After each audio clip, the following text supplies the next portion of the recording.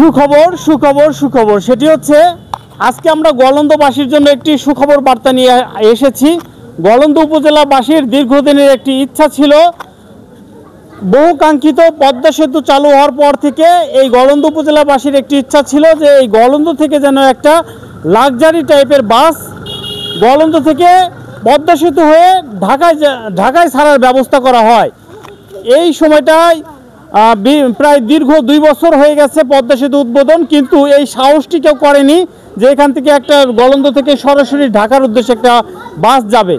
এই সাহসটা করেছেন গলন্দের একজন সাহসী যুবক, বিশিষ্ট শ্রমিক নেতা। তিনি বুক ভরা সাহস নিয়ে এবং অনেক আশা আকাঙ্ক্ষা নিয়ে এই গলন্দ থেকে পদ্মা সেতুর উদ্দেশ্যে বাস ছেড়েছেন। যে বাস ইতিমধ্যে কয়েকদিন চলেছে এবং সকল যাত্রী সাধারণ বলছে এই বাস লাক্সারি টাইপের সার্ভিস দিচ্ছে।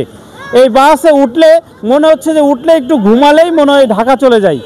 সকাল 6টায় গলন্দ থেকে ছাড়ছে এবং ঢাকা থেকে সন্ধ্যা 6টায় আবার ছাড়ছে, অর্থাৎ গুলিস্তান ফুলবাড়িয়া থেকে সন্ধ্যা 6টায় গলন্দর উদ্দেশ্যে ছেড়ে আসছে।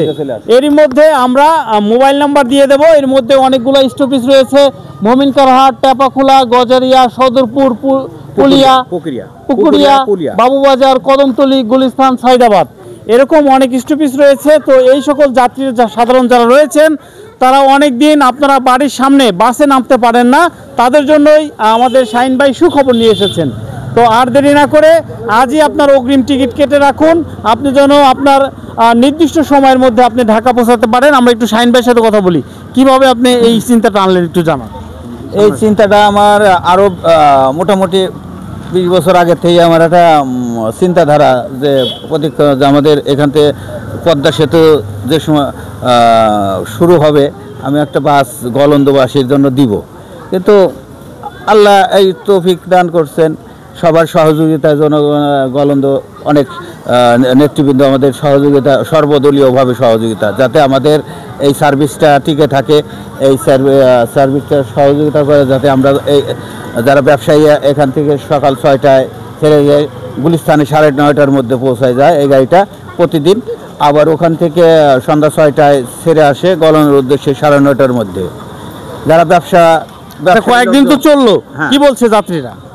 তো ভালো বলছে, যা ভালো, গাড়িটা খারাপ না, ভালোই, টানমান ভালো আছে, আরও সৌন্দর্য যাতে করা যায়। আমরা যদি বেশি যাত্রী পান আরও টিপ বাড়াবেন কিনা? অবশ্যই বাড়াবো, যাতে জনসাধারণের চাহিদা মতে বাড়াইতে হবে। আচ্ছা, টিকিটের মূল্য তো একদম সীমিত করে রেখেছে, যেটা মানুষ যাতে আমাদের এই শহর অঞ্চলের লোক, এই নদী ভাঙা লোক, গলন্দর উপজেলার অনেকে দরিদ্র লোকও আছে যারা সীমিত ভাড়ার মধ্যে, যাতে এই ভাড়ার মধ্যে এই জন্য 400 টাকা ভাড়া করছে, এই সীমিত ভাড়ার মধ্যে যাতে গুলিস্তান যাইতে পারে। ব্যবসায়ীদের জন্য ভালো, হ্যাঁ অবশ্যই মালামাল আনতে পারবে, সাথে করতে আমাদের গুলিস্তান কাউন্টার ফুলবাড়িয়া বিআরটিসির ডিপুর সামনেই, ওখান থেকে প্রতিদিন ছেড়ে আসে হামদাত এক্সপ্রেস। Thank you. তো আপনারা শুনলেন যে এই যে গলন্দবাসীর জন্য যে সুখবর নিয়ে এসেছেন শাহিন ভাই, তার এই স্বপ্ন যেন ভেঙে না যায়। তিনি যে স্বপ্ন দেখেছেন এই গলন্দ বাস স্ট্যান্ড, পূর্বে যখন আমরা শুনেছি এখান থেকে হাজার হাজার টাকার একটা বাণিজ্যিক এলাকা ছিল, এখান থেকে একসময় এখানেই ফেরিঘাটটি ছিল, এখান থেকে ঢাকা এবং অন্যান্য জায়গার সুব্যবস্থা ছিল, এখানে কিন্তু একটা রাজকীয় জায়গা বলা চলে। এই জায়গাটা যেন ফিরে আসে এবং এখান থেকে আরও যেন 2-3 টিপ বাড়ানো হয়। তো আপনারা অন্য স্থান দিয়ে ঢাকা না যেয়ে আপনারা গলন্দের এই বাসে ঢাকা যাবেন, যেন গলন্দের এই বাসের সুনাম বাড়ে, এই হামদাত বাসের সুনাম বাড়ে, সেই প্রত্যাশা রেখে আমি সোহাগ ভাইয়া বিদায় নিচ্ছি। সবাই ভালো থাকবেন এবং অবশ্যই আমরা স্ক্রিনে নাম্বার দিয়ে রাখবো এই মালিক কর্তৃপক্ষের, আপনারা এই স্ক্রিনে দেওয়া নাম্বারে যোগাযোগ করে আপনার অগ্রিম টিকিট বুকিং দিয়ে রাখবেন। ধন্যবাদ সকলকে।